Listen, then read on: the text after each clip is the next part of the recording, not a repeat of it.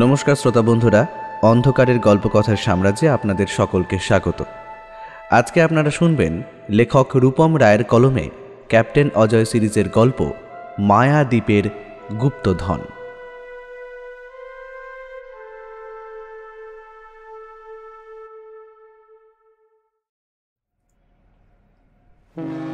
আজ থেকে প্রায় 2 সপ্তাহ আগে এই পুরনো জাহাজটায় চড়ে 3 বন্ধু রওনা হয়েছে নতুন অজানা এক দ্বীপের উদ্দেশ্যে।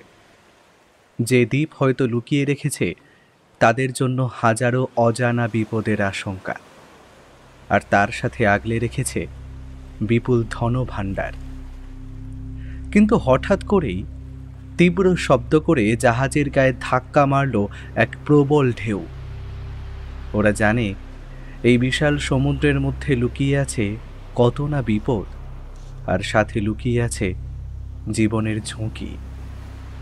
কিন্তু প্রতিটা বিপদকে সামনে থেকে দাঁড়িয়ে দেখা আর তার মোকাবিলা করার শক্তি আছে এই 3 জনের। এর আগেও কতবার কত দুঃসাহসিক অভিযানে নিজেদের সঁপে দিয়েছে তারা। ওরা ভয় পায় না যে কোনো অভিযানে ঝাঁপিয়ে পড়তে। নিচে নিবিড় নীল গভীর জলরাশির বুক চিরে তখন এগিয়ে চলেছে তাদের এই পুরনো জাহাজ। আগের এক অভিযান থেকে যে একটু পরিমাণ ধনসম্পদ তারা আনতে পেরেছিল তা দিয়েই তারা কিনেছে এই পুরনো জাহাজটা। এতদিন সমুদ্রযাত্রা করার জন্য ক্যাপ্টেন অজয় কিন্তু অত্যন্ত দক্ষ হয়ে উঠেছে জাহাজ চালানোয়। তবে সমুদ্র বড়ই মায়াময়। সে তার গহীন জলরাশির মধ্যে লুকিয়ে রেখেছে হাজারো অজানা রহস্যের ফাঁক। সমুদ্রের ওই শেষ সীমানায় যেখানে আকাশটা হয়তো মেলে, তারই পর থেকে শুরু হয় মহাবিশ্বের আদিম রহস্যের খেলা। নীল আকাশে সাদা পেঁজা তুলোর মতো মেঘগুলো তখন এগিয়ে চলেছে খামখেয়ালে, ঠিক অজয়দেরই মতো। আজ তারা নোঙর ফেলেছে সমুদ্রের মাঝে একটি জায়গায়, কারণ সামনে সমুদ্রের জলরাশির মধ্যে সঠিক দিক নির্ণয় করে এগোতে হবে। তাই সেই জাহাজেরই ওপরের দিকে দাঁড়িয়ে কিছু একটা চিন্তা করছিল ক্যাপ্টেন অজয়। ঠিক এমন সময় তার পেছনে এসে দাঁড়ায় লালু আর অভিরূপ। দুইজনেই অত্যন্ত উত্তেজিত এই অভিযানের জন্য।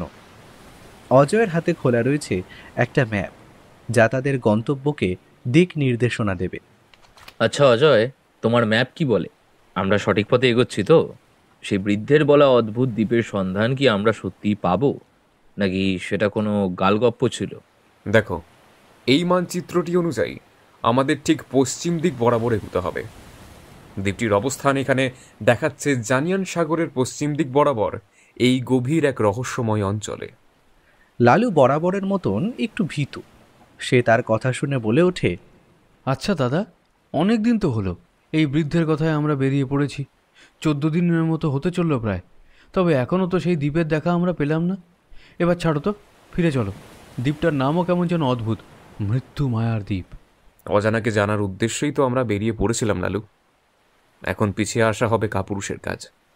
আর আমরা ভীতু নই, আমরা সাহস দিয়ে জয় করব এই অভিযান। চল, জাহাজের নোঙর তোল, এগোনো যাক। আমার অভিজ্ঞতা আর আমার কম্পাস যা বলে তার হিসেবে আমরা আর বেশি দূরে নেই। আর একটু খুঁজলেও দ্বীপটা হয়তো এসে পড়বে আমাদের হাতের নাগালে। যেমন বলা তেমন কাজ।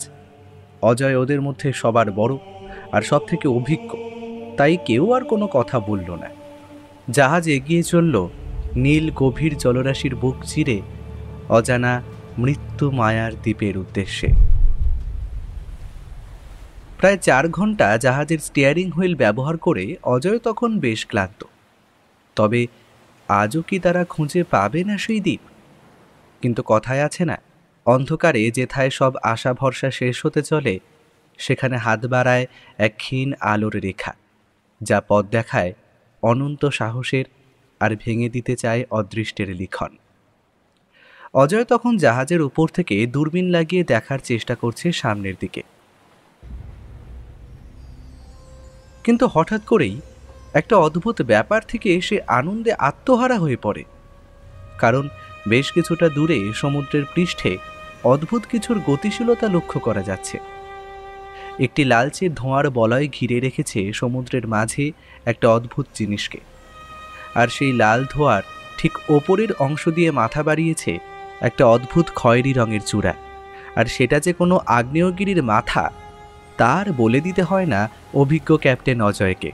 আর বৃদ্ধ ম্যাপটা দেওয়ার সময় বলে দিয়েছিল যে সেও দেখা পেয়েছিল এক অদ্ভুত রকমের ধোঁয়ার, আর সেই ধোঁয়ার আড়ালে লুকিয়ে আছে সেই অদ্ভুত মায়াময় মৃত্যু মায়ার দ্বীপ। অজয় চিৎকার করে বলে ওঠে, অভিরূপ, লালু, দেখতে পাচ্ছ তোমরা? ওই যে আগ্নেয়গিরির চূড়া দেখা যাচ্ছে। তার মানে আমরা সঠিক পথে এগুচ্ছি। বৃদ্ধ আমাদের ভুল বলেনি। এই ম্যাপ আমাদের সঠিক পথেই নিয়ে যাচ্ছে। আমাদের জাহাজকে এখন এগিয়ে নিয়ে যেতে হবে ওই লালচে ধোঁয়ার মধ্যে দিয়ে। তার ওপারেই হয়তো আছে সেই দ্বীপ। অজয় আর দেরি করল না। তীব্র উত্তেজনায় সে জাহাজটিকে চালনা করে দিল সামনের গন্তব্যের উদ্দেশ্যে। তবে তারা এটা জানে না যে সেই লালচে ধোঁয়ার মধ্যে লুকিয়ে আছে কি গভীর ফাঁদ। কিন্তু প্রায় ঘণ্টাখানেক গভীর জলরাশি পার করে তারা কোনো মতে পৌঁছল সমুদ্রের ওপর সেই ধোয়া ধোয়া অংশের ভিতর। কিন্তু ওরা তিনজনেই খেয়াল করল, যখন থেকে তারা এই তীব্র ধোঁয়ার মতো অংশে প্রবেশ করেছে তখন থেকেই হঠাৎ করেই সমুদ্র যেন শান্ত হয়ে গেছে। উত্তাল সমুদ্রের ঢেউ যেখানে সারাদিন তাদের জাহাজে ধাক্কা মারছিল সেই সবও যেন থেমে গেছে। বাতাসও যেন একটু একটু করে ভারী হয়ে উঠেছে। একটা অদ্ভুত অস্বাস্থ্যকর গন্ধ নাকে এসে ঠেকেছে তাদের। সামনে পথ দেখার উপায় নেই, কারণ ধোঁয়া দিয়ে ঘিরে রয়েছে সেটা। সমুদ্র এতটা শান্ত হয়ে গেল কেন দাদা? এটা কি কোনো খারাপ কিছুর ইঙ্গিত দিচ্ছে? ঝড়ের আগের সব কিছু থেমে শান্ত হয়ে যাওয়ার ব্যাপারটা যেন আমার মনে বারবার দাগ কাটছে। অজয়, লালু ভুল কিছু বলেনি। এটা দেখো, আমার কম্পাস কাজ করছে না। মনে হচ্ছে যেন এখানে হঠাৎ করেই সময় থেমে গেছে। এইসব কথা যেন অজয়ের কানেই যাচ্ছে না। সে খালি শান্তভাবে এগিয়ে নিয়ে চলেছে তাদের জাহাজটাকে, কারণ সমুদ্রের হালকা জলরাশির বুক চিরে তার কানে আসছে অদ্ভুত একটা অচেনা শব্দ। আর সেই শব্দটা মোটেই কোনো শুভ সংকেত নয়। চুপ করে ভালো করে কান পেতে শোনো। একটা ঘূর্ণির শব্দ আর তীব্র জলোচ্ছ্বাসের শব্দ কানে আসছে কি তোমাদের? সেই বৃদ্ধ নাবিক কিন্তু আমাদের বলেছিল যে মৃত মায়ার দ্বীপের চারপাশে এক অদ্ভুত শক্তি রয়েছে যা আমাদের এই দ্বীপকে চারপাশ থেকে রক্ষা করছে। আর তোমরা সেই শক্তির মোকাবেলা করেই সেই দ্বীপে ঢোকার প্রবেশ পথ খুঁজে পাবে। অজয়কে বৃদ্ধ নাবিক বিপদের ব্যাপারে সাবধান করলেও কি যে বিপদ তাদের জন্য অপেক্ষা করে আছে তার আভাস সে তাদের দেয়নি। কিন্তু হঠাৎ করেই এমন সময় তাদের জাহাজ যেন তীব্র গতিতে দুলতে শুরু করেছে। এতক্ষণ শান্ত হয়ে থাকা নিবিড় সমুদ্র যেন হঠাৎ করেই উত্তাল হয়ে গর্জন শুরু করলে। থেকে থেকে তীব্র বড় বড় ঢেউ এসে ধাক্কা মারা শুরু করেছে। প্রতিটা ধাক্কার সাথে সাথেই জাহাজটা প্রচণ্ডভাবে কাঁপছে। বিপদ যেন তাদের দরজায় কড়া নাড়ছে। প্রতিটা মুহূর্ত তীব্র থেকে তীব্রতর হয়ে উঠেছে। সবার মাথা তখন কাজ করছে না, কি হচ্ছে এটা তাদের সাথে। অজয়, আমাদের সামনে এগোনো কি ঠিক হবে? হঠাৎ করেই এই ঝড় আর তাণ্ডব কি করে শুরু হলো? ভীষণ বড় বিপদের একটা ইঙ্গিত। এটা কেন হচ্ছে অজয়, তুমি কি বলতে পারবে আমাকে? আমার মন বলছে এটা যেহেতু একটি আগ্নেয় দ্বীপ, তাই এই দ্বীপের সমুদ্রের নিচে আরও বহু আগ্নেয়গিরি রয়েছে, আর সেইগুলো জীবন্ত। আর সেইখান দিয়ে এই অগ্নুৎপাত ক্রমাগত হয়ে চলার জন্য এই তীব্র ধোঁয়ার সৃষ্টি। আর এই ধোঁয়ার সাথে সাথেই প্রচণ্ড বাতাস চলার কারণে এখানে সৃষ্টি হচ্ছে ঘূর্ণিঝড়ের চোখ। তাই এই রকমই বিপত্তি। কেউ ভয় পেও না, আমরা এই ধোঁয়া থেকে বের হতে পারলেই পৌঁছে যাব দ্বীপটার খুব কাছে। আমরা জাহাজে যদি প্রবল ধোঁয়ায় ঢেকে যাই তবে তো সামনের পথ দেখতে পাবো না, তখন এগোবো কী করে? কথাটা বলার সাথে সাথেই বাইরে প্রচণ্ড হাওয়ায় জাহাজের মাস্তুলের ওপরের একটি দড়ি সেই হাওয়ায় দাপট সহ্য করতে না পেরে ছিঁড়ে আঁচড়ে পড়ল। আর সাথে সাথেই জাহাজের দিক পরিবর্তন ঘটল। জাহাজ এখন নির্দেশ মানছে না। যে কোনো সময় তীব্র হাওয়া যেন তাকে ডুবিয়ে দেবে গভীর সমুদ্রের জলরাশির বুকে। অজয় এত বিপদের মধ্যেও নিজেকে শান্ত করে চিৎকার করে বলে উঠল, লালু আর অভিরূপ, তোমরা দুজনেই সামনের ছেঁড়া মাস্তুলের দড়িটা ধরে থাকো। জাহাজকে আমি সোজা পথে চালনা করছি। ওই মাস্তুলের দড়ি ছেঁড়া হলে আমাদের বাঁচার কোনো আশা থাকবে না। তোমরা তাড়াতাড়ি যাও। যেমন বলা তেমন কাজ। লালু আর অভিরূপ ছুটে গেল তীব্র গতিতে জাহাজের উপরের অংশে। চেপে ধরল ছিঁড়ে যাওয়া মোটা মাস্তুলের দড়িটা। ঝড়ের গতি যেন একটু একটু করে বেড়েই চলেছে। প্রতিটা মুহূর্ত যেন জানান দিচ্ছে তাদের মৃত্যু বিপদের কথা। হয়তো এই জাহাজ ডুবলে এখানেই ঘটবে তাদের সলিল সমাধি। কিন্তু অজয় ভয় পায় না মৃত্যুর এই হাতছানিকে। প্রচণ্ড গতিতে জাহাজ এগিয়ে চলল সামনের ধোঁয়া ওঠা অংশ পেরিয়ে। কিন্তু একটু সময় পরে যেন সবকিছুই একটু একটু করে থেমে গেল। চারিদিকের ধোঁয়া ধোঁয়া অংশটা ধীরে ধীরে পরিষ্কার হচ্ছে। হাওয়ার বেগও যেন আস্তে আস্তে কমতে কমতে শেষে থেমে গেল। অনেক কষ্টে তাদের জাহাজ সেই অন্ধকার ধোঁয়া অংশের থেকে বেরিয়ে এসে দ্বীপের অনেকটা কাছে এসে পৌঁছল। আমরা পেয়েছি দাদা, দ্বীপটি এখন আমাদের সামনে। কিন্তু কি ভয়ঙ্কর দেখাচ্ছে এটাকে, দেখো। দ্বীপটিকে যেন তখন ঘিরে রেখেছে হালকা কুয়াশার একটা আস্তরণ। হালকা ঠান্ডা বাতাসে ঘন কুয়াশা ছড়িয়ে পড়েছিল চারিপাশে। দ্বীপের অদ্ভুত কিছু গাছপালা আর সবুজ নজরে পড়ছিল তাদের। আমরা প্রস্তুত। এখন আমাদের দ্বীপের রহস্য উদ্ঘাটন করতে হবে। তবে আজ রাতটা এখানে বালির চরে আমরা তাঁবু খাটিয়ে বিশ্রাম নেব।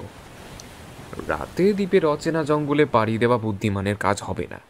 সকালে পথ পরিষ্কার হলে আমরা সামনে এগুব। যেমন বলা তেমন কাজ।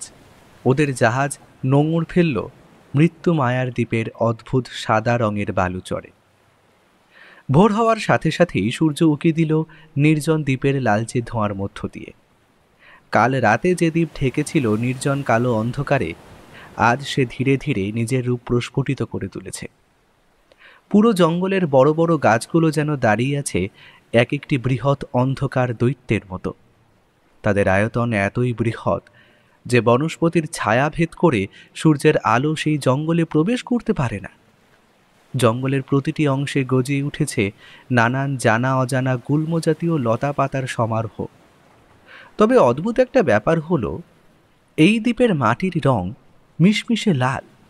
শুধু সমুদ্রের তীরবর্তী অংশে সাদা বালি চিকচিক করছে। আচ্ছা, এই দ্বীপের মাটির রং এরকম গাঢ় লাল হওয়ার কারণ কি? তোমরা কি কেউ বুঝতে পেরেছ? আর ওই দ্বীপের গাছপালা এত গভীর, আমাদের জঙ্গল কেটেই এগোতে হবে। তবে এই ঘন জঙ্গলে কী কী ভয়ানক জন্তু আমাদের জন্য ওঁত পেতে বসে আছে সেটাও কিন্তু আমরা জানি না। তাই প্রতিটা মুহূর্ত আমাদের সাবধানে পা ফেলতে হবে, খুব সাবধানে। অবশ্যই লালু ঠিক কথাই বলেছে। আমাদের সাবধানে জঙ্গল সাফ করে এগিয়ে যেতে হবে। আর প্রতিটা মুহূর্তে চোখ কান খোলা রাখতেই হবে। বিপদ যে কোনো জায়গা থেকে ঘনিয়ে আসতে পারে। তবে আমার মন বলছে এই দ্বীপ সৃষ্টি হয়েছে আগ্নেয়গিরির লাভা থেকে, এবং এর জন্যই এর মাটির রং লাল। তবে এই আগ্নেয়গিরিটি সুপ্ত কিনা আমরা এটা জানি না। তাই আগ্নেয়গিরির কাছে পৌঁছলে সব খেয়াল রেখে এগোতে হবে। হিসেব মতো ম্যাপ তো তাই বলছে আমাদের যেতে হবে আগ্নেয়গিরির দিকে। গুপ্তধনের যে নকশা আমরা পেয়েছি সেটার দিক নির্দেশ আগ্নেয়গিরির পাদদেশ। তবে এই সমস্ত আগ্নেয়গিরি এখন সুপ্ত অবস্থায় থাকলেও যে কোনো সময় অগ্নুৎপাত ঘটাতে পারে। আমি ভৌগোলিকভাবে জানতে পেরেছি এই আগ্নেয়গিরির নাম মাউন্ট টোগো। আর প্রায় 200 বছর এইখানে কোনো অগ্নুৎপাত ঘটেনি। আর স্থানীয় মানুষেরা এই আগ্নেয়গিরিটাকে ঈশ্বর রূপে পূজা করেন। তাদের মতে এই আগ্নেয়গিরি হলো আগুনের দেবতার বাসস্থান। তবে এখানে অবস্থান করতেই পারে নানা হিংস্র জনগোষ্ঠীর আদিবাসীরা। আমরা তাদের ভাষাও বুঝি না, তাদের ব্যাপারেও জানি না। সুতরাং সবাইকে সাবধানে এগোতে হবে। ক্যাপ্টেন অজয়, লালু এবং অভিরূপ ধীরে ধীরে দ্বীপের তীর হতে প্রবেশ করে ঘন জঙ্গলে। প্রতিটা মুহূর্তে জঙ্গল যেন জানান দিয়ে যাচ্ছে অজানা বিপদের আশঙ্কা। ওরা তিনজনে নিজেদের ব্যাগে টেন্ট, যাবতীয় খাবার সামগ্রী, ওষুধপত্র এবং প্রয়োজনীয় জিনিস নিয়ে এসেছে। তবে জল আছে সীমিত, তাই পাহাড়ি কোনো ঝর্ণা অথবা নদী জাতীয় কিছু খুঁজতে হবে যাতে জলের অসুবিধে না হয়। ওরা প্রায় 3 থেকে 4 ঘন্টা জঙ্গল সরিয়ে এগোনোর পর জঙ্গলের ঠিক মাঝখানে আবিষ্কার করে একটা বড় বড় ধরনের ফাঁকা জায়গা। ওরা ঠিক করে এখানে বসে একটু জিরিয়ে নেওয়া যাবে, তাই সেখানেই বসে পড়ে। ঘামে শরীরের জামাটা ভিজিয়ে দিয়েছে, তবে ওরা জানে তারা কি করছে। এই অক্লান্ত পরিশ্রম করেও তারা সুখী। ওদের কেরানির মতো কোনো অফিসে বসে দিন কাটাতে হচ্ছে না। এ জীবন ঢের গুণ ভালো। এতে আছে অজানাকে জানার খিদে। সামনে কি বিপদ তাদের অপেক্ষা করে আছে সেটাও কেউ জানে না। আছে খালি বুক ভরা সাহস আর উদ্যম, যা তাদের নিয়ে গিয়ে ফেলে বিভিন্ন অভিযানে। ওরা নিজেদের ব্যাগ দিয়ে হালকা শুকনো খাবার বার করে খাচ্ছিল একটা বড় নাম না জানা গাছের নিচে বসে।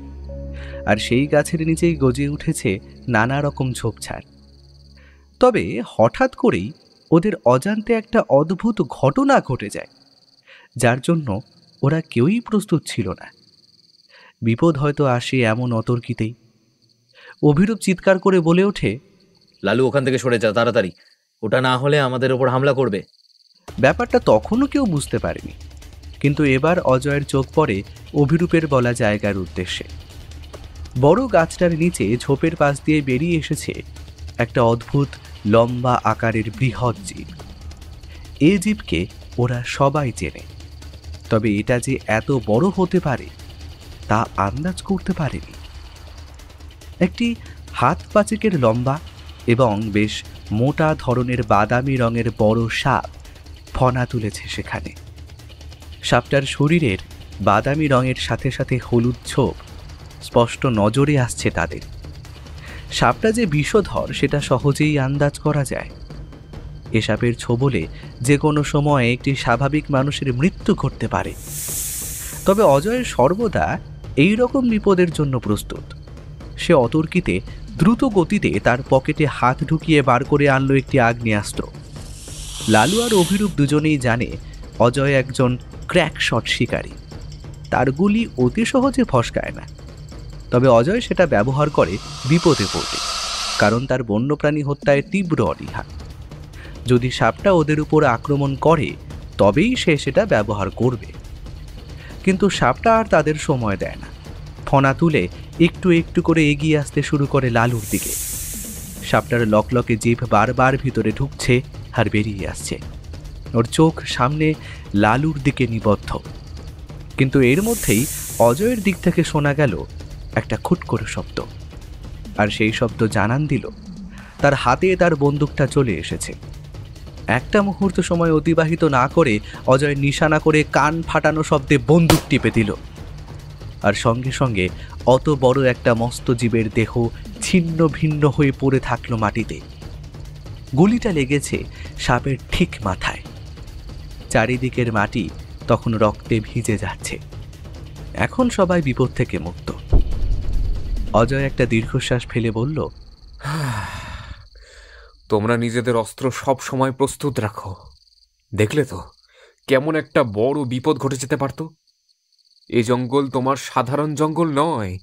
এ জঙ্গলের প্রতিটা কোণে লুকিয়ে আছে অজানা আশঙ্কা, অজানা বিপদ। চলো এগুলো যাক এবার। আর অভিরূপ, তুমি কিন্তু ম্যাপটা দেখতে থাকো সবসময়, কারণ দিক নির্দেশ ভুল হলে আমাদের সময় আর শ্রম দুটোই নষ্ট হবে। হ্যাঁ, আমি সেটা নজর রাখছি। তবে আমাদের কম্পাস মোটামুটি খারাপই বলা যায়। কেন জানি না, আমরা এই দ্বীপে প্রবেশ করার পর থেকেই আমার কম্পাসটা অকেজো হয়ে গেছে। এই দ্বীপে হয়তো এমন কিছু চুম্বক ক্ষেত্র অবস্থান করছে যা এই কম্পাসের ক্ষমতা নষ্ট করে দিয়েছে। তারা আবার এগিয়ে চলে জঙ্গলের পথ ধরে। সকালের খাওয়া পেটে পড়ার সঙ্গে সঙ্গে তারা যেন শরীরে আলাদা রকম একটা বল পেল। এবার তারা প্রস্তুত জঙ্গলের পথে অগ্রসর হওয়ার জন্য। জঙ্গল যেন আরও ধীরে ধীরে গভীর এবং ঘন হয়ে উঠছে। এর মধ্যে হঠাৎ করেই আর এক বিপত্তি ঘটে তাদের সাথে। হঠাৎ মাটির নিচ থেকে বেরিয়ে থাকা একটি অজানা উদ্ভিদের লতা অভিরূপের পায়ে জড়িয়ে যায়। অভিরূপ সেটা জড়িয়ে যাওয়ার সাথে সাথেই ভয় চিৎকার করে মাটিতে পড়ে যায়। দাদা, আমাকে বাঁচাও! এই লতাটা যেন আমার পাটা আষ্টে পৃষ্ঠে ধরেছে। আমি আর এগোতে পারছি না, নড়তেও পারছি না।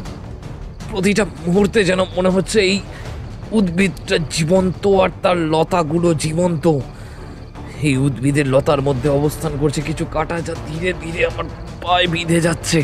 তুই ভয় পাস না অভিরূপ, আমি আসছি। অজয় তৎক্ষণাৎ সেখানে পৌঁছে তার ছুরিটা দিয়ে তীব্র গতিতে চালাতে শুরু করে উদ্ভিদ তার গোড়ার দিকে। কারণ উদ্ভিদটা যদি জীবন্ত হয় তবে তার প্রাণভোমরা লুকিয়ে আছে তার গোড়ায়।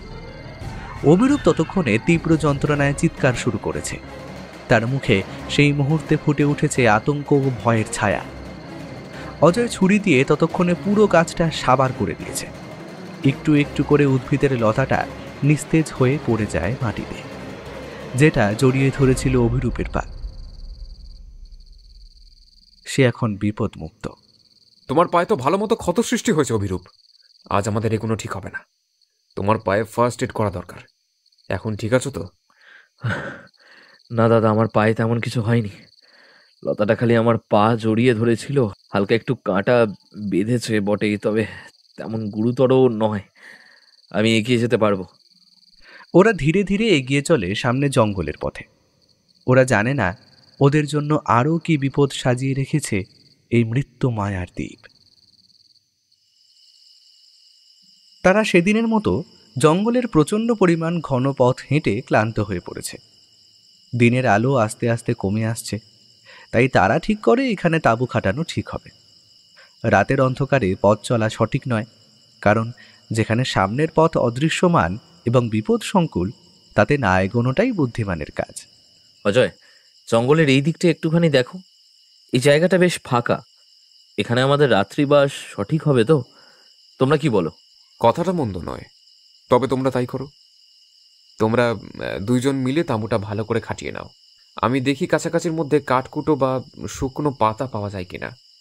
ওগুলো জ্বালিয়ে আমরা রাতের খাবার গরম করে নিতে পারবো। আর রাতে সেই আগুনই আমাদের বন্য জন্তুর হাত থেকে এবং নানা বিপদ থেকে রক্ষা করবে। পুরো তাঁবুর চারপাশে আগুন জ্বালিয়ে দিতে হবে। যেমন বলা তেমন কাজ। লালু এবং অভিরূপ লেগে গেল নিজেদের তাঁবু খাটানোর কাজে। অজয় কিছুটা সময় জঙ্গলের মধ্যে ঘুরে জোগাড় করে আনলো কিছু শুকনো কাঠ এবং পাতা। তারপর সেগুলো জ্বালানির মতো তাঁবুর চারপাশে জ্বালিয়ে দিল। সে আগুনের তাপেই তাদের খাবার তৈরি করতে বসলো লালু। ওদের মধ্যে লালুই রান্নাবান্না খুব ভালো করে জানে। তিনজনেই প্রথমে 3 কাপ চা করে সেটা নিয়ে বসলো। অজয়ের আবার চা ছাড়া চলে না, তাই সে ব্যাগে করে নিয়েই এসেছে। অভিরূপ তাঁবুর বাইরে চারপাশে তাকিয়ে বলল, দাদা, আমাদের কতদিন লাগতে পারে ওই গুপ্তধন উদ্ধার করতে? ম্যাপ অনুযায়ী আমরা তো সঠিক পথেই চলেছি। আমার মন বলছে এই দ্বীপটা আয়তনে অতটা বড় নয়, তাই এখানে হারিয়ে যাওয়ার ভয় নেই। আমি যতদূর দেখেছি ম্যাপ যা বলছে, আমাদের সোজা চলতে হবে আগ্নেয়গিরির দিকে। আর এক কথায় বলা যায় আমরা আগ্নেয়গিরি দেখেও নিজেদের পথ নির্দেশ করে এগিয়ে যেতে পারবো। তবে আগ্নেয়গিরির পাদদেশে পৌঁছে কি করতে হবে বা কোথায় যেতে হবে সেটার কথা ম্যাপেও বলা নেই। সুতরাং অদৃষ্টের লিখন অনুযায়ী আমাদের কাছে যতটা তথ্য আছে আমরা ততটা অনুযায়ী এগিয়ে যাব। দাদা, তোমরা একটা জিনিস ভুলে যাচ্ছ। আমাদের কাছে কিন্তু অফুরন্ত খাবার নেই। সুতরাং আমাদের এই জঙ্গলে শিকার করতে হবে। সঞ্চিত খাবার আগ্নেয়গিরির ভিতরে যদি আমরা প্রবেশ করি তখন কাজে লাগবে। এটা কোনো ব্যাপারই না লালু। আমরা তো আজ সকালেই জঙ্গলের মধ্যে চলার পথে অনেক ছোটোখাটো খয়েরি রঙের খরগোশের দেখা পেয়েছি। কাল সকাল দিয়ে না হোক এই খরগোশ শিকার করেই খাওয়া দাওয়া হবে। তবে জল কিন্তু মজুত রয়েছে অল্প। সুতরাং আমাদের আগে এখানে কোনো ছোট জলাধার খুঁজতে হবে যার দ্বারা আমরা জল সংগ্রহ করব। আর আমার কাছে জল পরিশুদ্ধ করার রাসায়নিক পদ্ধতি আছে। এই জলে যদি কোনো রকম বিষাক্ত পদার্থ মিশে থাকে তা আমাদের শরীরের পক্ষে ক্ষতিকারক। তাই সকলকেই বলা থাকলো কেউ যেখানে সেখানে জল খাবে না। ওরা তাঁবুর ভিতর কথা বলছে, ঠিক এমন সময় হঠাৎ করে ওদের তাঁবুর বাইরে কিছু অদ্ভুত শব্দ শোনা গেল। অজয়ের কান সর্বদাই সজাগ, তাই সে ছুটে গিয়ে হাতে ওদের বন্দুকটি তুলে নিল আর লালু আর অভিরূপকে নিজেদের পিস্তল দুটো তৈরি রাখতে হুকুম দিল। আসলে শব্দটা একটা নয়, সম্মিলিত কিছু মানুষ যদি অদ্ভুত ভাষায় কথা বলে এবং অঙ্গভঙ্গি করে কিছু বোঝানোর চেষ্টা করে, এই শব্দটা খানিকটা যেন সেই রকম। ওরা বুঝতে পারে কেউ বা কারা যেন ওদের তাঁবুর খুব কাছে চলে এসেছে। তিনজনেই তৎক্ষণাৎ তাঁবু থেকে বাইরে বেরিয়ে আসে। চারিপাশে চোখ ঘুরিয়ে অন্ধকারের মধ্যে তারা কিছুই লক্ষ্য করতে পারে না। তাঁবুর পেছনের দিকের আগুন তখন নিভু নিভু, সেটায় কাঠ ফেলে দিতে হবে। তাঁবুর সামনের আগুনের লাল শিখা দাউ দাউ করে জ্বলছে, তা দিয়েই কাঠ এবং শুকনো পাতা জ্বলার শব্দ কানে যাচ্ছে। কিন্তু এর মধ্যে হঠাৎ করেই ওদের তিনজনের যেন মনে হলো কেউ বা কারা তাদের উপর নজর রাখছে। অতর্কিতে কিছু চোখ যেন ওদের গতিবিধি লক্ষ্য করছে বড় বড় গাছ এবং ঝোপগুলোর পেছন দিয়ে। এমন সময় হঠাৎ করেই একটা সাদা রঙের আঁকিবুকি কাটা মুখ উকি দিল গাছের পেছন থেকে। তারপর একটা নয়, দুটো নয়, প্রায় জনাবিশেক মানুষ বেরিয়ে এলো গাছ ও জংলার ভাগ দিয়ে। ওদের উদ্দেশ্য কি সেটা তিনজনের কেউই বুঝতে পারল না, তবে তিনজন অত্যন্ত সাহসের সাথে দাঁড়িয়ে রইল সেই স্থানে। তিনজনেই এবার ভালো করে দেখার চেষ্টা করলো লোকগুলোকে। এই অদ্ভুত মানুষগুলোর প্রত্যেকেরই গায়ের রং মিশমিশে কালো, আর রাতের বেলা তারা যেন অন্ধকারের সঙ্গে মিশে গেছে। এদের প্রত্যেকেরই মাথায় ঘাস ও পাতার মাধ্যমে তৈরি কিছু মুকুট লক্ষ্য করা গেল, আর এদের প্রত্যেকেরই মুখে সাদা রঙের কিছু দিয়ে নানা রকম নকশা আঁকি বুকি কাটা। এবার যেন লোকগুলো নিজেদের মধ্যে কিছু অদ্ভুত ভাষায় অঙ্গভঙ্গি করে কিছু বোঝাতে লাগলো। তাদের মধ্যে মধ্যমণি যে ওরা তিনজনই সেটা অজয় জানে। আরও ভালো করে দেখলে হয়তো দেখা যাবে এই আদিবাসী লোকগুলোর প্রত্যেকেরই হাতে শোভা পাচ্ছে তীর, ধনুক অথবা বর্ষার মতন ধারালো অস্ত্র। অজয় ফিসফিস করে বলল, তোমাদের আগে থেকেই বলে দিলাম ওরা কিন্তু দলে ভারী, তাই যাই হয়ে যাক মাথা গরম করবে না এবং নিজেদের বন্দুক বার করবে না। আশা করি ওরা আমাদের ওপর হামলা করবে না। আমরা এখন একটা কাজ করব, আমাদের অস্ত্রগুলো মাটিতে রেখে দিয়ে ওদের বোঝাতে হবে আমরা ওদের বন্ধু, শত্রু না।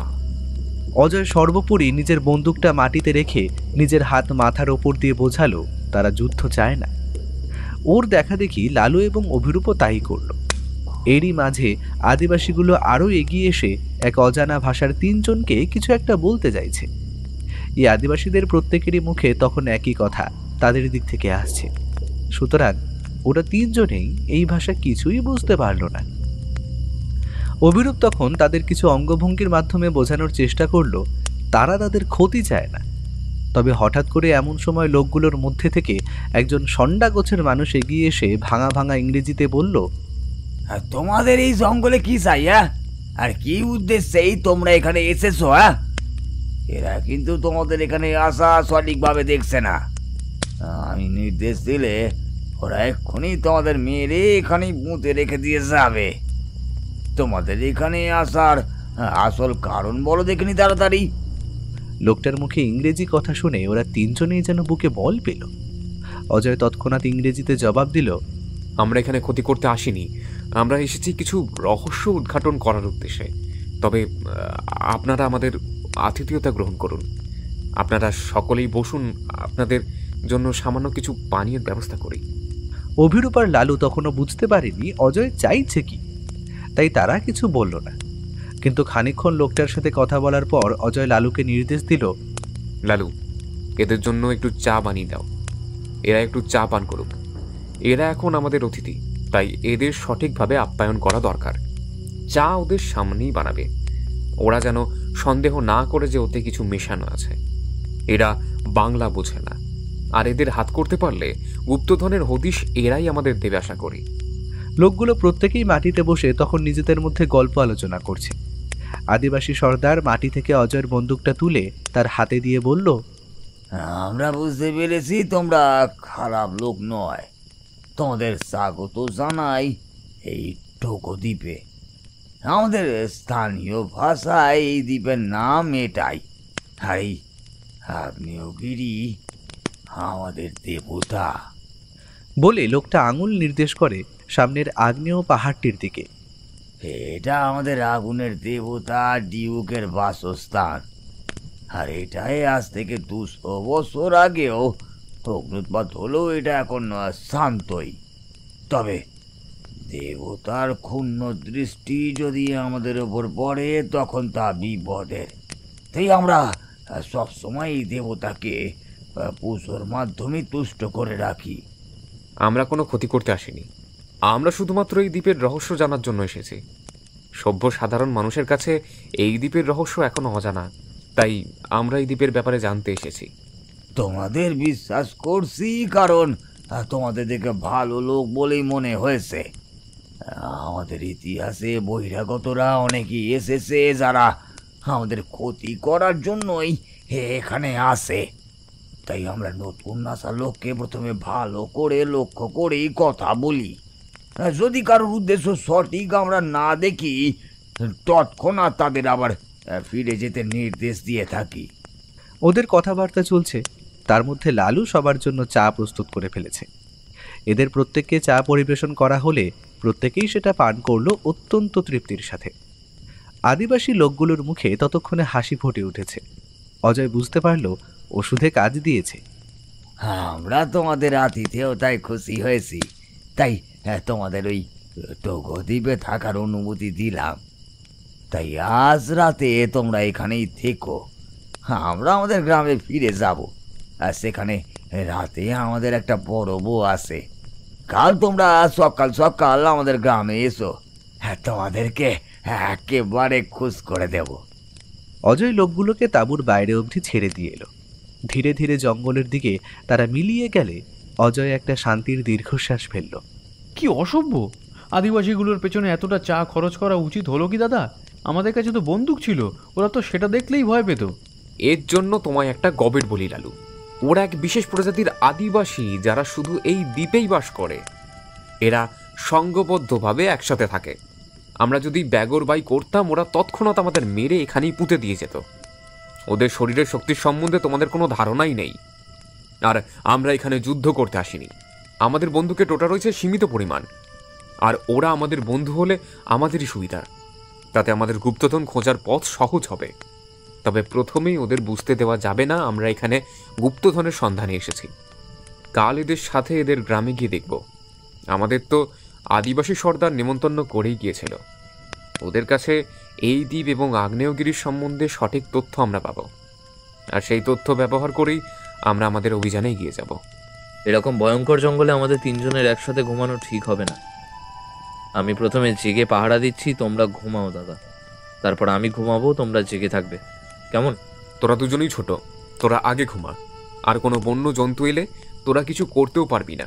বন্দুক আছে আমার কাছে, আর আমার ম্যাপটা দেখে একটু হিসেব করারও আছে দ্বীপ সম্বন্ধে। তোরা আগে ঘুমিয়ে নে, তারপর আমি ঘুমাবো। ওরা আর দাদার মুখে কোনো কথা বলল না। অভিরূপ আর লালু দুইজনেই ঘুমিয়ে পড়ল। অজয় জেগে রইল তাঁবুর ভিতর সজাগ চিত্তে। এরপর কি বিপদ তাদের জন্য অপেক্ষা করে আছে তা তারা কিছুই জানে না। তবে ওরা ওদের সাহস দিয়ে মোকাবেলা করার জন্য প্রস্তুত। পরের দিন সকালে ঘুম ভাঙার সাথে সাথেই তিনজন তাঁবু উঠিয়ে এগিয়ে গেল আদিবাসীদের আস্তানা খোঁজার উদ্দেশ্যে। বেশি সময়ও লাগলো না। ওরা খুব তাড়াতাড়ি পৌঁছে গেল দ্বীপের মাঝখানে একটা ছবির সুন্দর মতো গ্রামে। ওরা যেন ওদের চোখে বিশ্বাস করতে পারছে না, কারণ আগ্নেয় পাহাড়ের কোলে ছোট ছোট মাটি এবং গাছের পাতার ছাউনি দ্বারা নির্মিত কিছু কুড়ে জাতীয় ঘর সেখানে দাঁড়িয়ে আছে। ওদের দেখা মাত্র গ্রামের আদিবাসী সর্দার তাদের আমন্ত্রণ জানায় তাদের বাড়িতে আসার জন্য। তিনজনেই সেই আমন্ত্রণ গ্রহণ করে। আসুন আসুন, আমরা আপনাদের জন্যই অপেক্ষা করছিলাম। কাল আপনাদের আতিথেয়তায় আমরা মুগ্ধ, তাই আজ আমাদের সেবা করার সুযোগ দিন। সর্দার, আমরা তোমার অতিথি, এটা আমাদের সৌভাগ্যের ব্যাপার। তবে আমরা এখানে কিছু খুঁজছি। এই আগ্নেয়গিরির কাছে কি কোনো রহস্যময় গুপ্তধনের হদিশ আছে? আমাদের গন্তব্য কিন্তু সেইখানেই। তোমরা যে আগ্নেয়গিরির কথা বলছো সেটা আমাদের দেবতার পবিত্র স্থান। তবে সেখানে যাওয়া তোমাদের জন্য বিপজ্জনকই। আমরাও কখনো কখনো সেখানে যাওয়ার সাহস দেখাই না, কারণ দেবতার অভিশাপের ভয়। এই যে আমাদের কাছে একটা ম্যাপ আছে যা আমাদের সঠিক পথে নিয়ে যাবে। আর আমাদের উদ্দেশ্য খালি গুপ্তধন উদ্ধার নয়, এই দ্বীপের রহস্য উন্মোচন করা। তবে বলি শোনো, তোমাদের আগেও এই দ্বীপে বহুবার সাদা মানুষ আর তোমাদের মতো মানুষও এসেছিল, যারাই গুপ্তধনের সন্ধানও করছিল। তবে যারা এই গুপ্তধনের খোঁজে গেছে তাদের কাউকেই আমরা কোনোদিনও আর ফিরে আসতে দেখিনি। এর মধ্যে অপর এক আদিবাসী লোক বলে, ওখানে গেলে কেউ ফিরত আসে না। ওখানে গেলে দেবতা রুষ্ট হয়, আর দেবতা রুষ্ট হলে আমাদের উপর নেমে আসে অভিশাপের ছায়া। তোমরাও সেখানে যেও না। ও সঠিক কথাই বলেছে। আমরা এই দ্বীপে বাস করছি প্রায় 500 বছর আগে থেকেই। আমাদের পূর্বপুরুষরা সমুদ্রের নাম করা লুটেরা ছিল। ওরা বিভিন্ন দেশে জাহাজ মাল নিয়ে যাওয়ার সময় সেই জাহাজ লুট করত। আর সেই সময় জাহাজগুলিতে সোনা দানা হিরে জহরত ও বাণিজ্যও হতো। তাই তারা তাদের সময় বিপুল পরিমাণ অর্থ আর সম্পদ লুট করে লুকিয়ে রাখত আগ্নেয়গিরির গভীরে কোনো এক গুহার মতো অংশে। তবে সময়ের সাথে সাথে আমরাও ধীরে ধীরে সভ্য হয়েছি, আমাদের কেউ আর লুটপাট করে না। কিন্তু আমাদের দ্বীপের কোথায় যে সেই পাহাড়ি গুহার কোলে তারা সম্পদ লুকিয়ে রেখেছিল তা আমরা নিজেরাও জানি না। আমাদের গুপ্তধনের ওপর কোনো লোভ নেই সর্দার। আমরা ফিরে যাওয়ার সময় এখান থেকে একটা সোনাও নিয়ে যাব না, সেটা আমি কথা দিলাম। তবে আমাদের একটাই নেশা, সেই গুপ্তধন খুঁজে বের করা। আমরা অ্যাডভেঞ্চার ভালোবাসি। আমরা যদি সেই গুহা আবিষ্কারও করি, সেই গুপ্তধন হবে তোমাদের। আমরা সেই গুহার সন্ধানে যেতে চাই সর্দার, তাই তোমাদের দিয়ে সঠিক পথ নির্দেশের আশা করি। তোমরা যখন আমাদের কথা শুনবে না তবে তোমরাই যাও। আমাদের দ্বীপে এসেছো যখন, তখন তোমাদের সাহস আর বল দুটোই আছে। তোমরাই পারবে সেই লুকোনো প্রাচীন গুপ্তধন উদ্ধার করতে। তবে আমি তোমাদেরকে একটা জিনিস দিতে চাই, যা হয়তো তোমাদের কাজে লাগতে পারে। বলে আদিবাসী নেতা উঠে গেল ঘরের কোণে রাখা একটি ধাতব সিন্দুক লক্ষ্য করে, আর সেখানে কিছুক্ষণ হাতড়ে খুঁজে বার করে আনলো একটা অতীব সুন্দর পাথরের নকশা করা একটি বড় চাকতির মতো জিনিস। জিনিসটায় অদ্ভুত ভাষায় কিছু কথা লেখা আছে। আদিবাসী সর্দার সেটা অজয়ের হাতে তুলে দিয়ে বলে, এই চক্র আগ্নেয় দেবতার, আর দেবতা তোমাদের অভিযান আশীর্বাদ করবেন। আর এইটিকে সাধারণ জিনিস ভেবো না গো, হয়তো এটাই তোমাদের পৌঁছে দেবে গুপ্তধনের খুব কাছে। আমি যখন ছোট ছিলাম আমাদের বাবা আমার হাতে এটা তুলে দিয়ে বলেছিলেন, রাজার ঐশ্বর্য লুকোনো আছে ওই পাহাড়ি গুহায়। যার সাহস আছে, যার মধ্যে রয়েছে প্রবল জানার বসনা, বিপদকে দূরে ঠেলে এগিয়ে যাওয়ার উদ্যম, সেই খুঁজে বের করতে পারবেই গুপ্তধনের সন্ধান। তোমাদের যাত্রা সফল হোক, আমি নিজে দেবতার কাছে প্রার্থনা করব। আদিবাসী জনগোষ্ঠীর নেতা তাদের ভালো ভালো কিছু অদ্ভুত রকমের খাবার খাইয়ে ভালোবাসা জানালো। তারপর ওদের এগিয়ে দিল গ্রাম থেকে সামনের জঙ্গলের উদ্দেশ্যে। এবার গন্তব্য একটাই, সেই আগ্নেয়গিরির ঠিক নিচে পৌঁছনো আর খুঁজে বার করা সেই পাথুরে গুহা। তবে ওদের তিনজনেরই সাহসের অভাব নেই, তাই তারা দ্বিগুণ উৎসাহে পা বাড়ালো সেই বিপদসংকুল অজানা পথের উদ্দেশ্যে। ওরা সেদিন আর অপেক্ষা করেনি। দিনের আলো থাকতে থাকতে বেরিয়ে পড়ে জঙ্গলের মধ্যে দিয়ে আগ্নেয়গিরির পাদদেশের উদ্দেশ্যে। ওরা আদিবাসী গ্রাম থেকে হেঁটে বেরিয়েছে প্রায় 4 থেকে 5 ঘন্টা হয়ে গেল। বেশ অনেকটা পথ চলে ওদের শরীর তখন ক্লান্ত, পা যেন তীব্র যন্ত্রণায় ফেটে পড়ছে।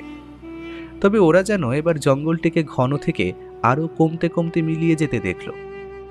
জঙ্গলের পথ মোটামুটি এখন শেষ বলা চলে, কারণ সামনে বড় ঘাসের ঘন তৃণভূমি ওদের চোখ আকর্ষণ করছে।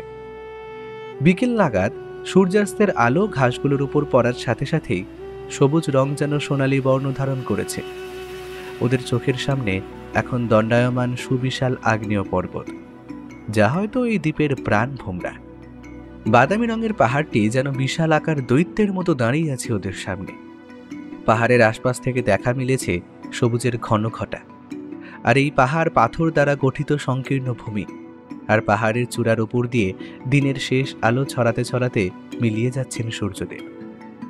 শেষ বেলার আলো গায়ে পড়ছে ওদের তিনজনেরই, যেন জানান দিয়ে যাচ্ছে ওরাই আগাম ভবিষ্যতের দূত, যারা সাহসের বিনিময়ে অর্জন করে সফলতা। তারা ভয় পায় না কোনো বিপদকে, তারা শুধু জানে কিভাবে এগিয়ে যেতে হয়। তাদের মাথার ছাদ হলো শুভ্র নির্মল নীল আকাশ, আর তাদের পায়ের নিচে অবস্থান করে মাটি। এরা তিনজন এইভাবেই নিজেদের জীবনকে উপভোগ করতে চায়, প্রতিটা মুহূর্তে, প্রতিটা সময়। তবে যাই হোক, সামনে আগ্নেয় পর্বতের শৃঙ্গটিকে দেখে তারা একটু স্বস্তির নিঃশ্বাস ফেলল। আর এই পাহাড়ের কোলে শেষ বেলার শেষ আলোয় এত সুন্দর সূর্যাস্ত তারা হয়তো খুব কমই দেখেছে। আজ অনেকটা পথ হাঁটা হয়েছে, আর আমাদের জঙ্গলের পথ মোটামুটি শেষ। কাল আমাদের উপরে চড়াই উঠতে হবে। পাহাড়ে চড়া কিন্তু জঙ্গল পেরোনোর থেকে অনেক কঠিন কাজ। আমাদের সঠিক মতো বিশ্রাম নিতে হবে আজ রাতে। কাল এক নতুন অধ্যায়ের সূচনা। পাহাড়ের পাদদেশ থেকে একটি জায়গা খুঁজে বার করে সেখান দিয়েই আমরা উপরে উঠব। অজয়, তুমি একটা ব্যাপার খেয়াল করেছো? ম্যাপে কিন্তু কোথাও পাহাড়ে ওঠার কথা বলা হয়নি। এখানে যে জায়গাটা নির্দেশ করেছে সেটা পাহাড়ের নিচেই কাছাকাছি কোনো এক প্রাচীন গুহা। আর আমরা সেই গুহার কাছাকাছি গেলেই গুপ্তধনের পথ সোজাসুজি খুঁজে বার করে নিতে পারবো আশা করি।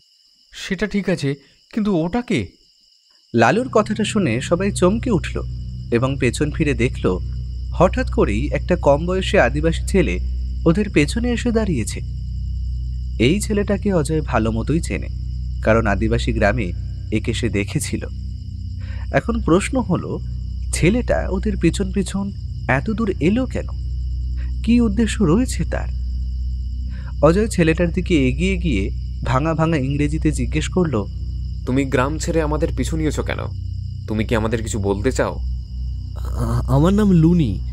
আমি তোমাদের সাহসের কথা আমাদের সর্দারের দেশে শুনেছি, তাই তোমাদের সাথে এই অভিযানে যাওয়ার লোভ আর সামলাতে পারলাম না। আমি গ্রামের সর্দারকে জানিয়েই এসেছি, তবে তোমাদের কাছে বলতে একটু লজ্জা লাগছিল। তার জন্য পুরোটা পথ আমি তোমাদের পিছন পিছন লুকিয়ে এসেছি। এবার আমার ইচ্ছে তোমরা দয়া করে আমাকে সাথে নাও। অজয় ছেলেটার সাহসের কথা শুনে অত্যন্ত খুশি হয়ে বলল, তুমি আমাদের সাথে যেতে চাও লুনি, এটা খুবই ভালো কথা, কিন্তু তোমার জানা উচিত যে এই পথ বিপদ সংকুল। এখানে লুকিয়ে থাকতে পারে নানা অজানা বিপদের আশঙ্কা। তোমার ভয় করবে না তো? আমি এই পাহাড়ের কাছে গ্রামে বড় হয়েছি। ছোট থেকে এই পাহাড়ই আমাদের বাসস্থান, খাদ্য সন্ধান এবং বিভিন্ন কাজে আমরাই পাহাড়ের ওপরে ভরসা করি। তাই আমি এই পাহাড়ের অনেক রাস্তাই ভালো মতো চিনি। আমি তোমাদের পথ সঠিকভাবে নিয়ে যেতে সাহায্য করতে পারি। অজয়, লুনি কিন্তু ঠিক কথাই বলেছে। ও আমাদের পথ খুঁজে বার করতে সাহায্য করবে। ও আমাদের সাথেই চলুক। ঠিক আছে লুনি, তুমি এখন আমাদের সাথে আমাদের তাঁবুতে বিশ্রাম নাও। কাল সকালবেলা আমরা পাহাড় চড়ার কাজ শুরু করব। তবে আমরা এখনো জানি না আমরা কোথায় চলেছি এবং আমাদের গন্তব্য কতদিনে খুঁজে পাব। আরও অনেক ক্ষেত্রেই এই সমস্ত অভিযান ব্যর্থ হয়। তার জন্য তোমাকে নিজেকে প্রস্তুত করতে হবে। সেদিনের মতো ওরা পাহাড়ের পাদদেশেই বিশ্রাম নেওয়ার জন্য তাঁবু ফেলল। সন্ধ্যের আগেই অজয় জঙ্গলের মধ্যে একটি খরগোশকে দেখেছিল ঘুরতে। সে তখনই সেটাকে শিকার করে। রাতে আগুন জ্বালিয়ে চারজনে মিলে সেটারই মাংস পুড়িয়ে খাবার বন্দোবস্ত করে। তবে একটা অদ্ভুত জিনিস তিনজনেই লক্ষ্য করে। রাত বাড়ার সাথে সাথে এই আগ্নেয় পাহাড়ের পাদদেশ ধীরে ধীরে শীতল হয়ে উঠছে। এতটা ঠান্ডা ওরা এই দ্বীপে আসার পর থেকে কোনোদিনও অনুভব করেনি। সত্যি, প্রকৃতি এতই অদ্ভুত, কোথায় কি লুকিয়ে রেখেছে তা কেউ জানে না। পরের দিন সকাল হতেই চারজন তৈরি হয়ে নেয় এই বৃহৎ পর্বত আরোহণ করার জন্য। ওরা তাঁবু গুটিয়ে এগিয়ে চলে পাথুরে পথ ধরে। এতদিন তিনজন জঙ্গলের পথে আসার জন্য সেরকম কষ্ট অনুভব হয়নি। তবে আজ মাত্র 2 ঘন্টা চড়াই উঠে তাদের অবস্থা একেবারেই নাজেহাল। লুনির কিন্তু পাহাড়ে ওঠার অভ্যেস আছে, তাই তার সেই রকম কোনো অসুবিধেই হলো না। কিন্তু অজয় এখনও একটা জায়গা খুঁজে চলেছে ম্যাপে, যেখান থেকে তারা একটা ত্রিভুজ আকৃতির গুহামুখ খুঁজে পাবে। অজয়কে সেই বৃদ্ধ নাবিক এক পাথরের গুহার কথাই বলেছিল। ওরা তন্ন তন্ন করে সেটাই খুঁজে চলেছে। চলতে চলতে প্রায় ঘন্টা 3 পেরিয়ে গেছে, তবুও তারা সেই রকম পাথুরে জায়গা খুঁজে পেল না। আসলে এখানে চারিদিকেই লাল এবং খয়েরি রঙের প্রচুর পরিমাণে পাথর, আর সেইগুলোই সৃষ্টি করেছে বিস্তীর্ণ উচ্চভূমি। প্রায় 4 ঘন্টা হতে চলল। আমরা বলতে গেলে পাহাড়ের পশ্চিম দিক থেকে চলা শুরু করে ধীরে ধীরে অর্ধেক পথ চলে নিলাম। তবে ম্যাপে বলা জায়গাটা খুঁজে পেলাম না। আরও যদি আমরা আজ সারাটা দিনও কাটিয়ে দিই পুরো পাহাড়টা পরিক্রমা করতে, তাও আমরা সঠিকভাবে বলতে পারবো না যে পাথুরে গুহাটা ঠিক কোন জায়গায়। হাল ছাড়লে হবে না দাদা। আমরা হাল ছেড়ে বসে গেলে তো এই অভিযান ব্যর্থ হবে। মনে সাহস আনো, আমরা ঠিক খুঁজে বার করব সেই গুহার মুখ।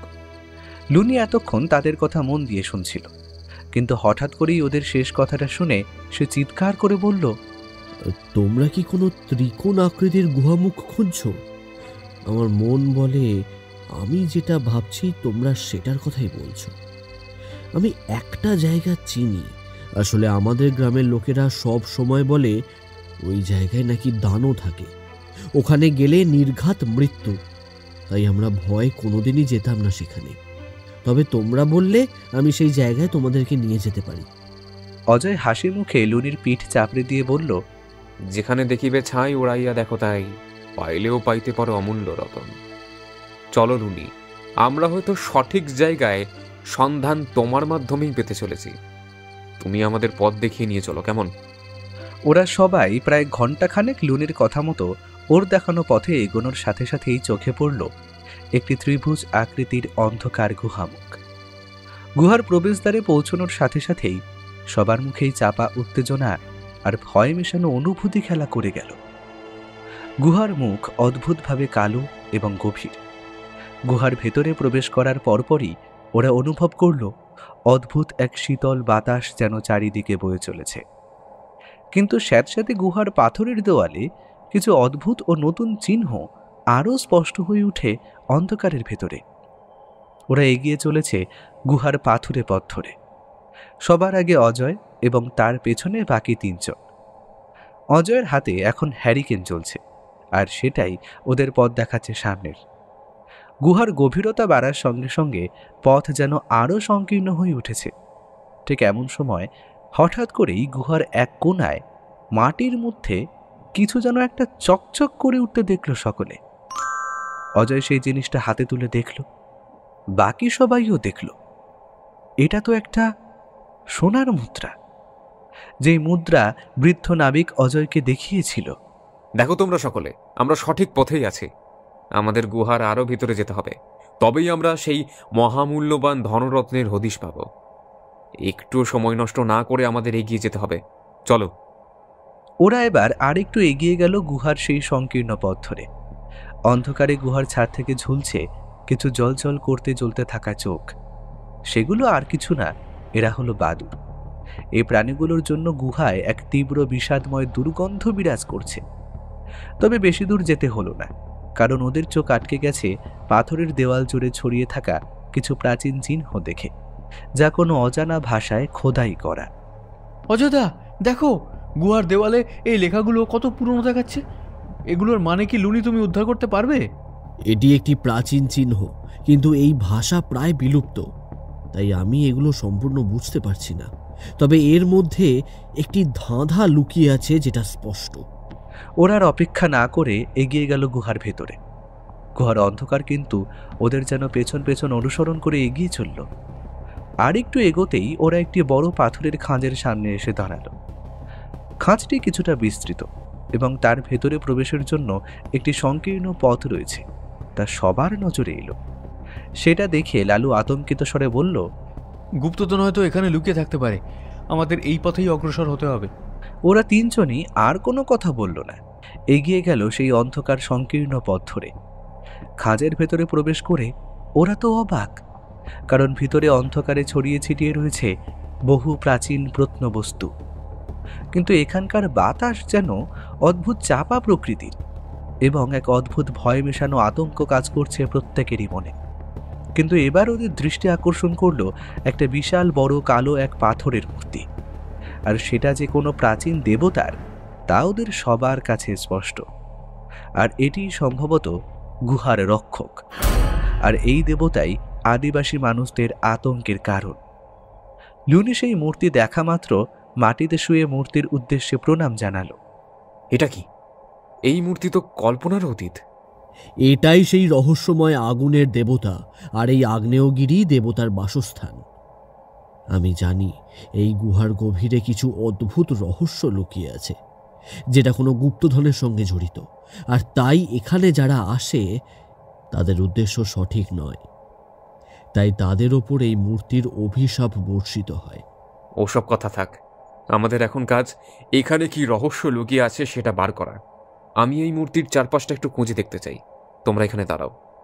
অজয় আর দেরি করল না, যেমন বলা তেমন কাজ।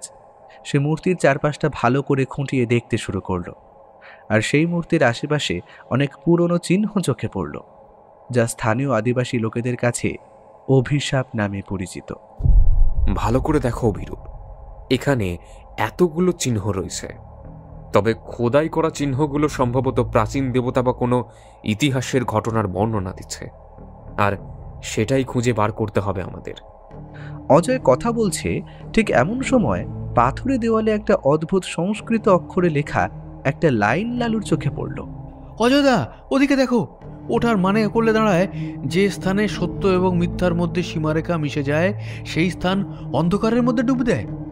কিন্তু লালুর কথা শেষ হওয়ার আগেই পুরো গুহার মাটি যেন অদ্ভুত রকমে কেঁপে উঠল।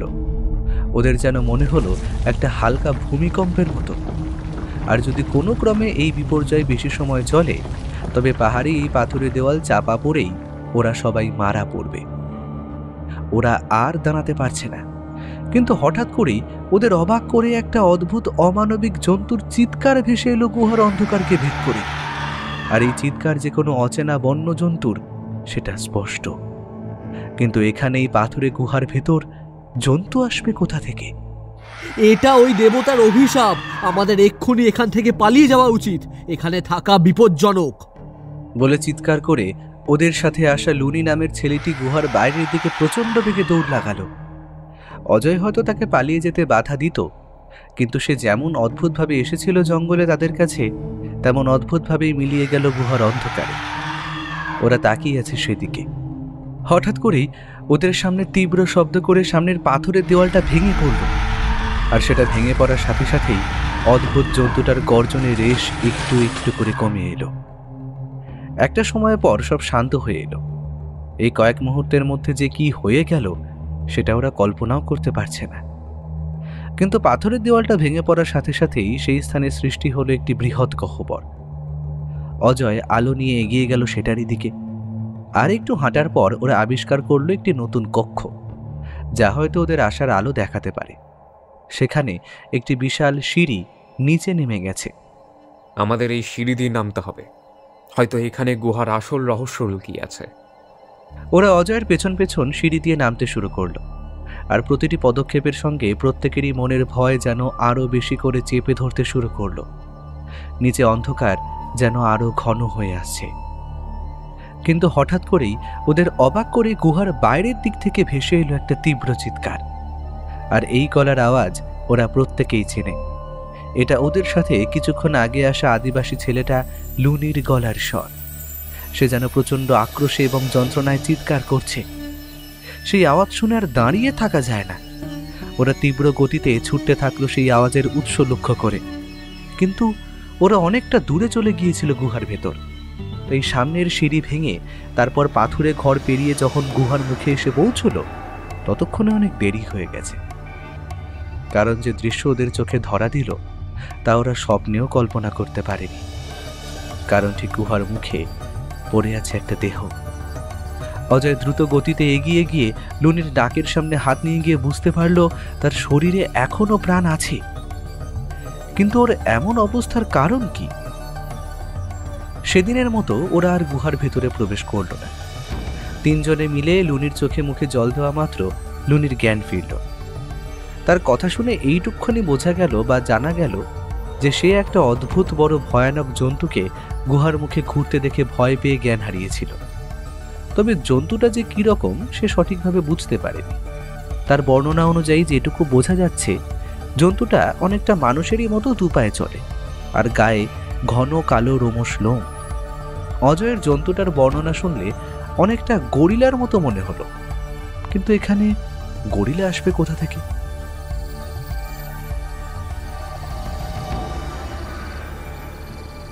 আমরা এই দ্বীপে এত বছর ধরে বসবাস করছি, কিন্তু কোনো দিন এই জন্তুকে দেখিনি। আমরা এই গুহার ভেতরে প্রবেশ করেছি, তাই হয়তো দেবতা রুষ্ট হয়েছেন আর আর আর আমাদের ওপর তার অভিশাপ বর্ষণ করছেন। লুনি, তোমার ভয় লাগলে তুমি গ্রামে ফিরে যাও। তোমরা এত বছর ধরে এই পর্বতকে দেবতা রূপে পূজা করছো, এবং এই পর্বতকে প্রচণ্ড পরিমাণ ভক্তি এবং ভয় দুটোই করো। তাই এটা কাটিয়ে ওঠা সাধারণ ব্যাপার নয়। এরপরেও হয়তো তুমি আমাদের সাথে গেলে ভয় পাবে, তাই তোমার ফিরে যাওয়াই উচিত। আমাদের কথা চিন্তা করতে হবে না। অভিরূপ এবং লালু দুজনেই লুনিকে সাহস দিয়ে বলল গ্রামে ফিরে যেতে। শেষ পর্যন্ত লুনিও তাতে রাজি হলো। তাকে তখন গ্রামের দিকে বিদায় দিয়ে ওরা আবার রওনা হলো পাহাড়ি গুহার উদ্দেশ্যে। ওরা একটু সময় পর আবার পৌঁছল গুহার কালো অন্ধকার মুখটার সামনে। গুহাটা দিনের বেলা দেখেছিল ওরা, তাই হয়তো অতটা কিছু বুঝতে পারেনি, কিন্তু এই রাতের অন্ধকারে সেটা দেখে ওদের মন যেন আঁতকে উঠল। আজ রাতে গুহাটা সত্যিই যেন ভয়ঙ্কর রূপ নিয়েছে, যেন কোনো গহীন অভিশাপ দানা বেঁধেছে সেই স্থানে। অজয় আলো জেলে আগে আগে ওদের পথ দেখিয়ে এগিয়ে নিয়ে চলল। অনেকটা পথ চলে ওরা ততক্ষণে পৌঁছে গেছে পাথুরে দেওয়ালযুক্ত গুহার সেই স্থানে যেখানে প্রাচীন মূর্তিটা রয়েছে। অভিশাপ কি আছে কেউ জানে না, তবে ভয়ে শরীরের সমস্ত রক্ত যেন হিম হয়ে যাচ্ছে এই গহীন অন্ধকারে। সকালে একটা আঁশটে গন্ধ ওদের নাকে এসেছিল বটে, তবে তখন বুঝতে পারিনি সেটা কিসে। এখন বুঝতে পারছে ওটা গুহার ভিতরে কিছু বাদুড় উল্টো হয়ে ঝুলে আছে পাথুরে ছাদ ও দেওয়াল দিয়ে।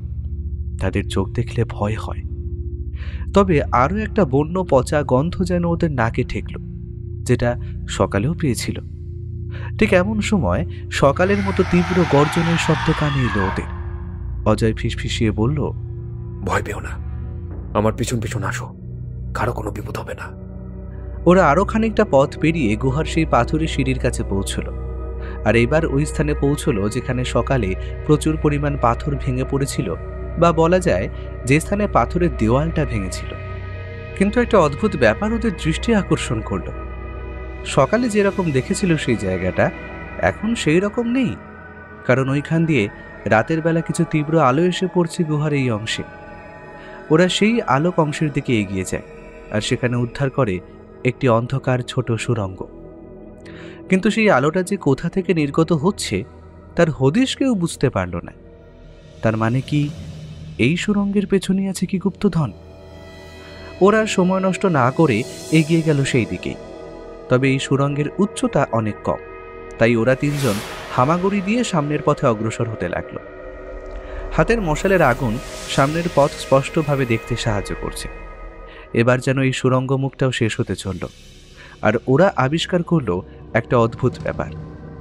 এই গুহার ভিতরেও কোথা থেকে একটা প্রাচীন মোটা কাঠের শিকড় ঝুলে রয়েছে গুহার এক প্রান্ত থেকে আরেক প্রান্তে, আর নিচে বয়ে চলেছে উত্তপ্ত গরম লাভা। ওরা এবার সঠিকভাবে বুঝতে পারল কোথা দিয়ে আলোটা নির্গত হচ্ছিল। এটা আর কিছুই না, জ্বলন্ত গরম লাভার উজ্জ্বল আলো। আর সব থেকে আশ্চর্য হলো এই গাছের শিকড়টি এমনভাবে এক প্রান্ত থেকে গুহার অপর প্রান্তে ঝুলে রয়েছে যেন এটি একটি ব্রিজের আকার ধারণ করেছে। আর এই শিকড় ভরা ব্রিজটি পার হয়েই তাদের অপর প্রান্তে পৌঁছতে হবে। আর একটু ভুল হলেই তারা গিয়ে পড়বে নিচের জ্বলন্ত লাভার ভিতর, অর্থাৎ যার একটাই মানে মৃত্যু। তোমরা এখানেই দাঁড়াও, প্রথমে আমি এগিয়ে গিয়ে দেখছি এই ব্রিজটা পার হওয়া যাবে নাকি, আর আমি যাওয়ার সময় একটা দড়ি বেঁধে দেব যা তোমাদের ওপরে আসতে সাহায্য করবে।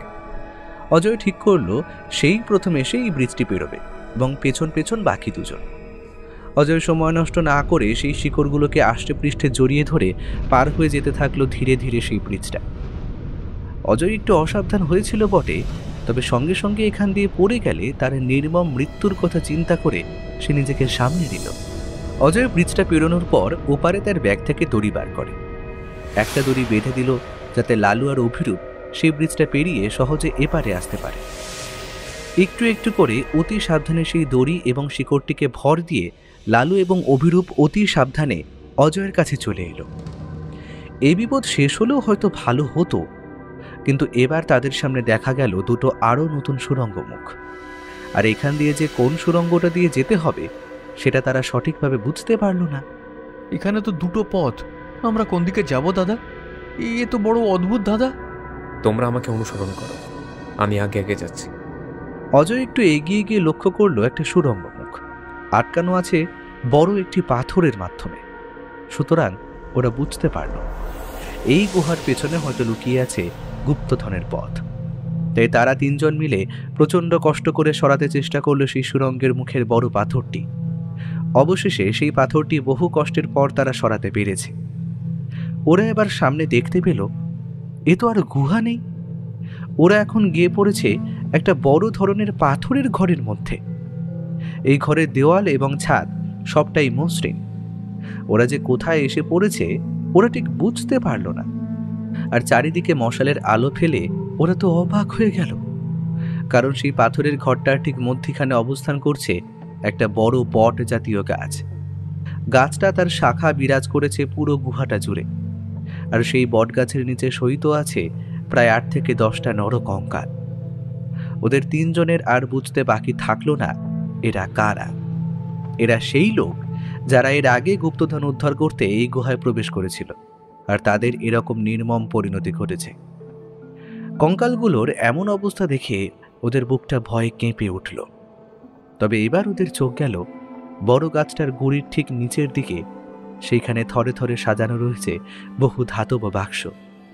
আর সেই বাক্সগুলিতে যা উঁকি মারছে তা ওদের মন প্রাণ জুড়িয়ে দিল। কারণ হয়তো এই জিনিসটার জন্যেই ওরা এত কষ্ট করে এই দ্বীপে এসেছে প্রাণের ঝুঁকি নিয়ে।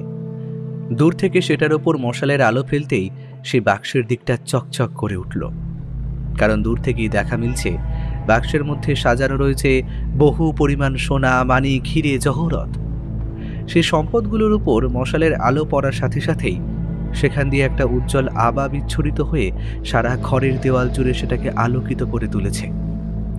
লালু হয়তো সেই গুপ্তধনগুলো দেখে নিজেকে সংবরণ করতে পারেনি।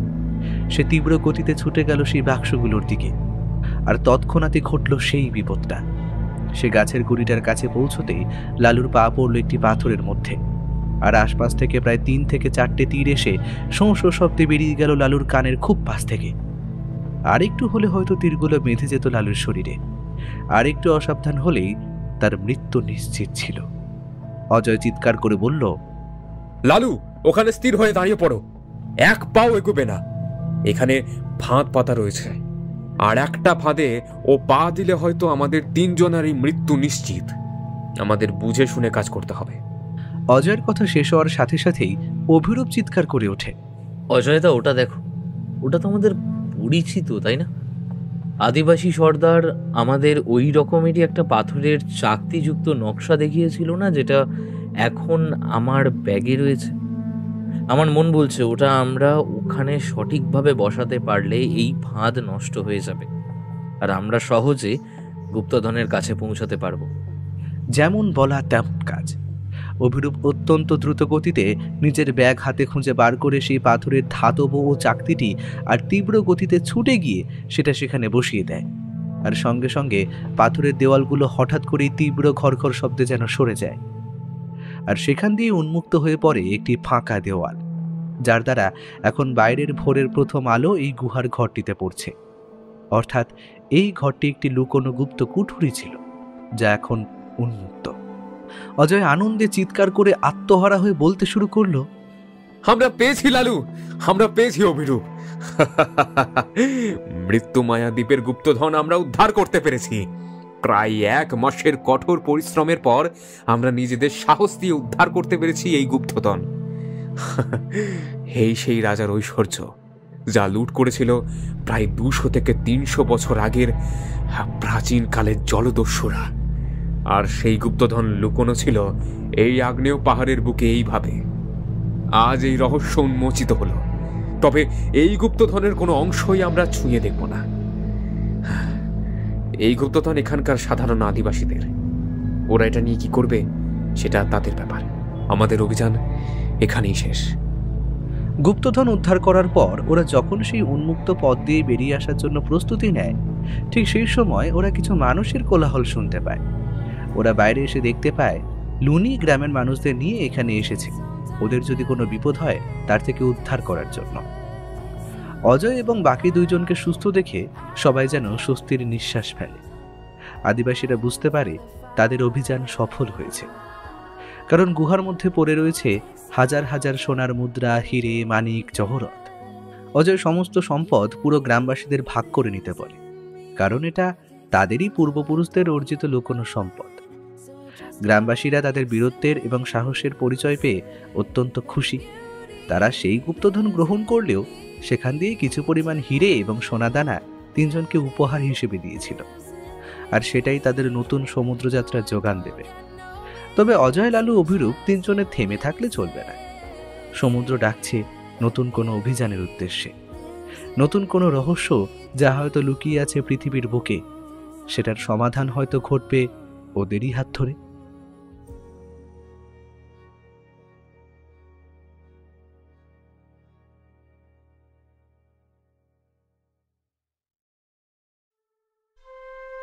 শুনছিলেন লেখক রূপম রায়ের কলমে মায়া দ্বীপের গুপ্তধন। সম্পাদনা, ডিরেকশন এবং ভিডিওর ভিজুয়াল এফেক্টসে প্রায়ণ গোস্বামী, শব্দ পরিকল্পনা, মিশ্রণ এবং আবহ সৃষ্টিতে সাউন্ডস্কেপ, পোস্টার ডিজাইনে কভারম্যান অভিব্রত।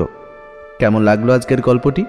ভালো লাগলে অবশ্যই আমাদের সাবস্ক্রাইব করে আমাদের সাথে থাকুন এবং লাইক ও কমেন্টের মাধ্যমে আপনার মতামত জানান। এরকম গল্প যদি আরও শুনতে চান তাহলে প্লিজ আমাদের কমেন্টের মাধ্যমে জানান। দেখা হবে নতুন কোনো গল্পে। ততক্ষণের জন্য শুভরাত্রি।